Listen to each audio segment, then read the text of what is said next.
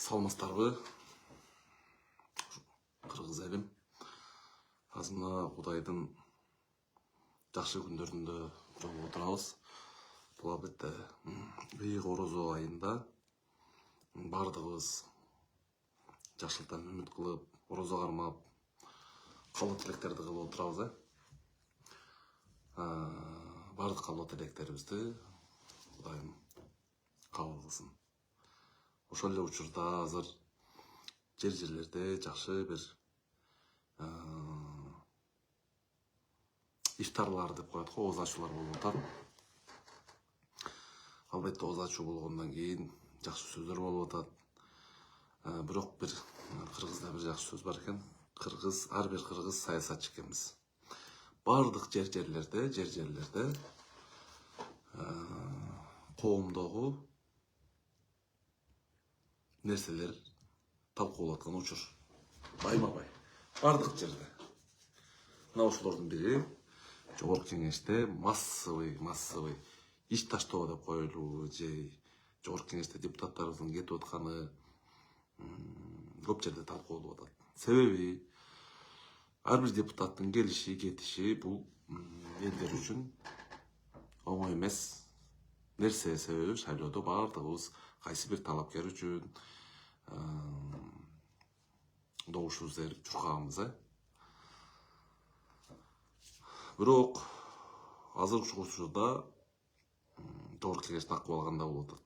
Жаңылык тассаң, же бирөө кетип атыптыр, же экөө кетип атыптыр, же жакында бирөө кетет экен деген гана нерсе менен жаңылык толуп атат. Эмне себептен ушундай Жогорку Кеңешке туш келдик? Даже мындайлар бар экен. Депутаттын атын билбейм, баланчанчы номерге салдык деген дагы адамдар бар экен.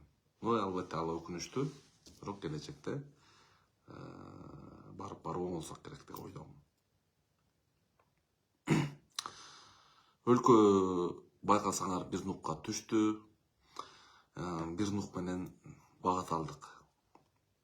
Ар бир адам жакшы жашайбыз, жакшы келечекте жашообуз жакшы болсун деген үмүтүбүз чоң. Президент баш болуп, элдер бардыгыбыз жакшы жашоого аракеттебиз, үмүттөбүз. Эми президент бирөө. Элибиз 7 миллион. Президент айтмакчы, досторубуз 7 миллион. Бардыгыбыз доспуз, тууганбыз, кыргыз эли бир алакандай элбиз. Чоң миллион, миллиард элдери бар өлкөлөр менен тең ата сүйлөшүп келатабыз. Кайсы бир деңгээлде өзүбүздүн позициябызды билдирген учурлар көп. Эми көйгөй боюнча айтайын, көйгөй боюнча бул мен өзүм оюмду билдире кетсем, кайсы болбосун, кайсы президент болбосун, өлкөнү алдыга сүдүрөгөнгө жол баштайт. Ал үчүн жакшы команда керек, жакшы кадрлар керек дегендей. Ошолордун бири болгон президент менен теңме-тең алдыга сүдүрөп, жакшылыгын көрсөтүп, жамандыгын жашырып деген сөз бар го. Ошондой бул биздин Жогорку Кеңеш болот. Жогорку Кеңештин ар бир депутаты бул элдин өкүлү. Президент элдин келечеги үчүн иштеген адам. Бирок өтө өкүнүчтүү, округтардан татыктуу эместеги адамдар келип алган экен. Азыр мына жекеден кетип атышат, дагы калды да канчасы кетет. Элдер да канчасын билип калды. Тактап айтсак, мындай дагы депутаттарыбыз бар азыр. Жакын бир туугандары соттолгон, же бир оор кылмыштар менен СИЗОдо отургандар дагы бар. Алдамчылык менен шектелгендер бар. Бул аны тергөө органдары ким эле жанагы күч органдары карайбыз, териштирбесин. Эми округтар боюнча токтоло кетсек, 10 округ бар. Эң күчтүү адамдар катышты. Кыргызстанда түштүк кыргыз саясатында түштүк райондорда чоң орду чоң, ошолордун бир чоң болгон Өзгөн районунан дагы 10 округ. 10 округда азыркы депутат болуп келгендер бардыңар билесиңер. Бирок ошентсе дагы татыктуулар дагы бар эле. Бул эми жекече менин оюм. Биз эми жөнөкөй карапайым элбиз да, шайлоочубуз мындайча айтканда. Шукурбек деген бир байкебиз бар эле, Эркебаев.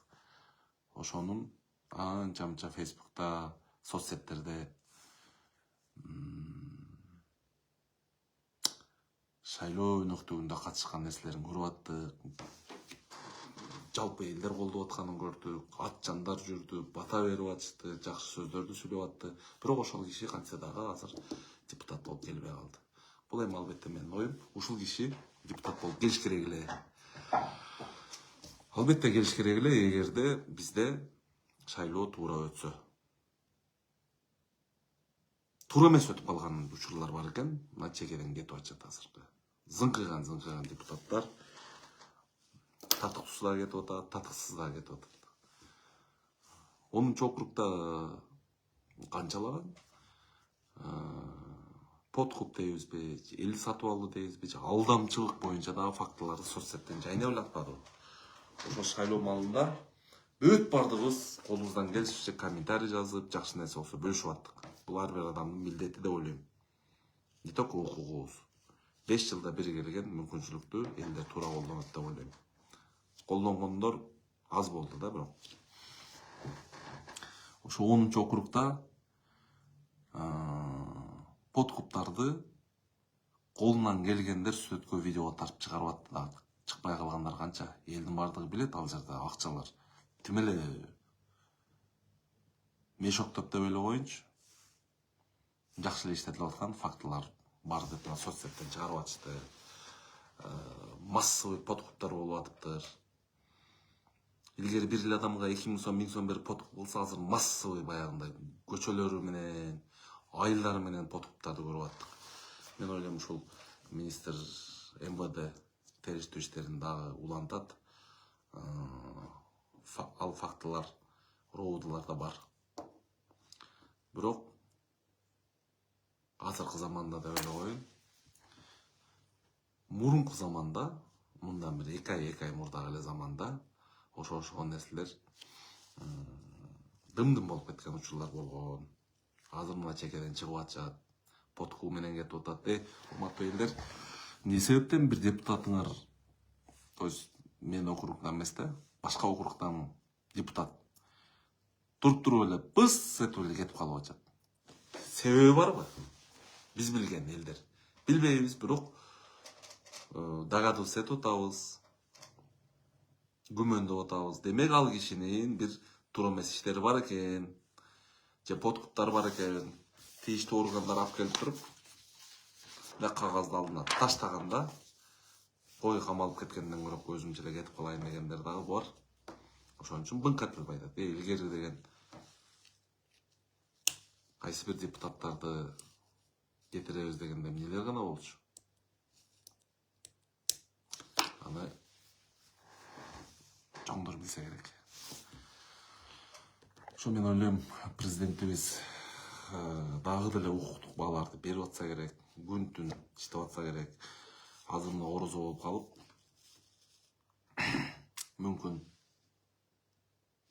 жакшы нерселерди гана чыгарып туралы, жаман, то есть жаман деп эле коеюн, мындай элдин анча-мынча адамдардын көңүлүн оорута турган ишке киришпей туруп туралы деп аткандар. Бирок мен ойлойм, ушу тергөө жыйынтыгына чыкса, дагы көптөгөн депутаттар кетиш керек. Азыркы депутат болуп отургандар. Аларга Кудайга шүгүр десеңер деле болот. Bir gün депутат болсоңор дагы, bir gün депутат болуп отурсаңар дагы, өмүр бою жанагындай экс депутат болуп каласыңар. Ошого байланыштуу алда кете турган депутаттар дагы көп деп ойлойм. Жөн эле бизнесин сакташ үчүн келгендер да бар. Биз ачык айта алабыз. Только бизнесмендер депутаттын күчү менен өткөндөр көп болду. Мугалим же бир кайсы бир жөнөкөй бир кызматта отуруп депутат болгондор жок кайсы болду. Ошол урматтуу президентибиз шайлоо жыйынтыгы бүткөнү менен, шайлоо этабы бүткөнү менен, бирок арасында териштирүү учурлар да алды деп ойлойм. Ар бир роутуда подкуп боюнча материалдар болса керек. Буга чейин алар бармак басты, көз кысты менен калып кеткендир. Азыр мен ойлойм, Министр МВДнын дыккат териштүүсү менен дагы көптөгөн депутат болуп отургандарга юридикалык баалар берилип, бир эле ал эмес, көптөгөн адамдар жазасын деп эле коеюнчу чара көрүлсө керек деген ойдомун. Эфирди жыйынтыктай берели. Ооз жапканга киришели. Бардыгыңыздардын орозоңуздар кабыл болсун. Оңой тосуп алыңыздар, кармап алыңыздар. Дагы эфирлерге чыгып бир ауыз жазып турсаңыз болот. Менин атым Орозбаев Мирлан Кубатбекович. Улуу Журт партиянын төрагасы болом. Партия дегенде бул кайсы бир доордо жаман угузуп калды элдер. Жаман учурлар да болуп калды, бирок бул партия деген жалпак тил менен айтканда пикирлештердин жамааты. Бир пикирге келе алсаң, ошол бир партиянын принциптери менен кошулуп алдыга жыла бересиң. Албетте өнүгүү, албетте жакшылык үчүн. Жакшы алыңыздар.